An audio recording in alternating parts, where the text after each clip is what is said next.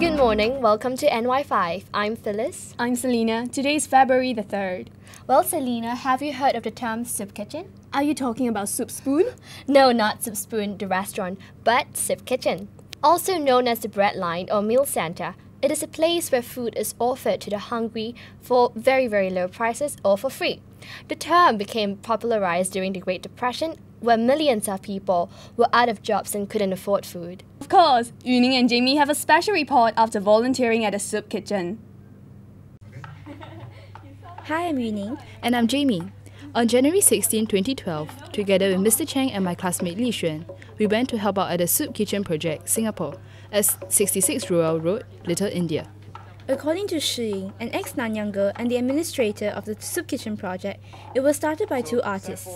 They organized volunteers to cook and deliver food to poor households in the Little India area. This is the third year now. She also mentioned that last year they were sponsored by the Body Shop, but this year they rely solely on smaller donations. It runs once a week on Mondays.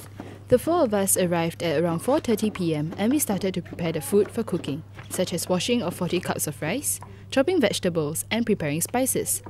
There were 17 volunteers in total, with 10 being first-timers. Many had found out about the soup kitchen through their Facebook page, while others are friends of the founders. Everyone was very eager and enthusiastic about volunteering, despite our different backgrounds and ages. At around 7 p.m, we were ready for delivery and headed off to Block 25 with around 90 packages of rice, tofu, and vegetables. We delivered packages of food according to the list that was given to us. Some families were Chinese, some were Malay, and a few were Indian. That was when we could really see who benefited from these little acts of kindness. There was an old man who was so hunched over and deaf that he could not hear us calling him from the door until about 5 minutes later. As well as another old man at the end of the Thieves Market at Sungai Road, whom we did not have enough food for because all the food had been distributed. As you can see, there are many people who struggle to make enough money to feed themselves and their family on a day-to-day basis. Even though Singapore is a highly developed nation, there will always be people on the fringe of society who can use our help, be it in the form of time, labour or money. Soup Kitchen Project is one of the many grassroots non-profit organisations that try to help as well as raise awareness of the issue of economical inequality in Singapore. The problem the Soup Kitchen faces is the lack of a regular group that can commit consistently. Despite the large number of interested volunteers who respond to the announcements on their Facebook page, few can help out every single week. Also, right now they have to rely on the generosity of their friends. So far, they have contacted local community centres and churches about sponsoring them a kitchen for food preparation, but there has been no response. It gives volunteers a chance to see for themselves how there are people who need our help because they cannot have 3 full meals a day. Helping out at the Soup Kitchen was truly a humbling experience. Like the Soup Kitchen Project Singapore on Facebook and donate or volunteer actively. Woo! Yay! Thank you, Jamie and Ning, for the special report. What happened to your mellifluous voice, Selena? 我吃了太多肉干. Was stuffing your face with food all you did for Chinese New Year? Of course not. I received loads of angpaos too. But most importantly, it's officially the Dragon Year now. The Dragon Year? Dragon Year. Do you know what it means? Well, now we have a special report from Seating to tell you more about it. 龙年有效应，龙子受欢迎。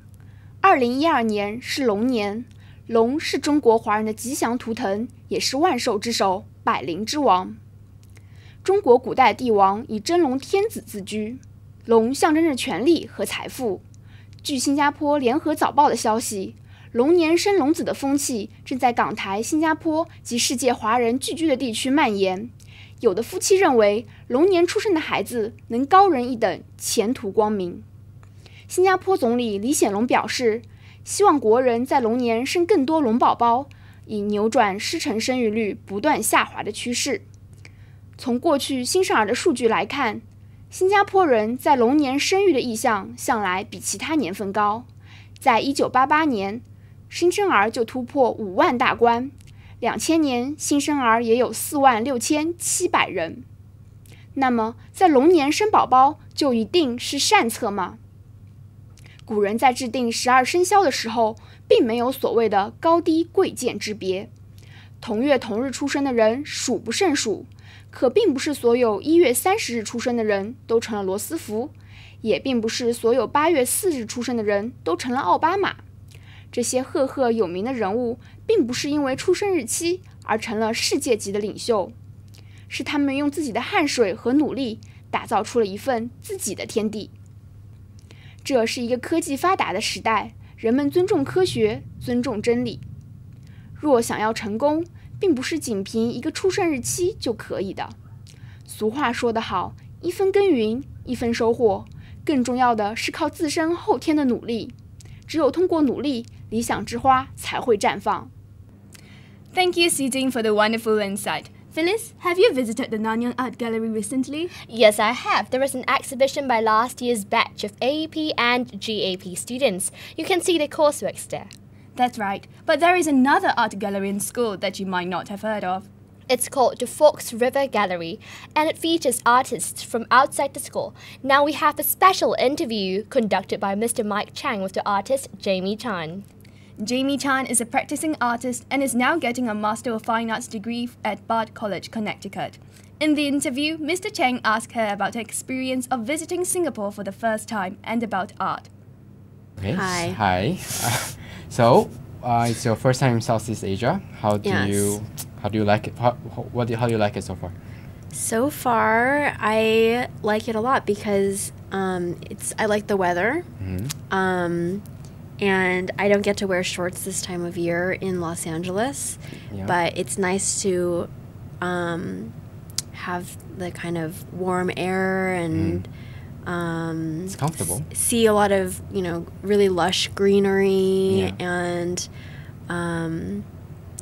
it's super clean, well, which is pleasant. One thing, why they should go to Los Angeles?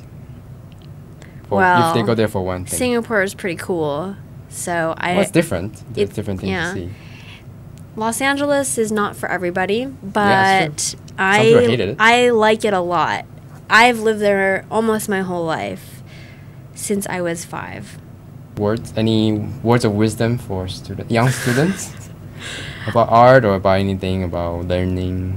I think it's important to trust your feelings and to be true to your feelings and be honest with yourself.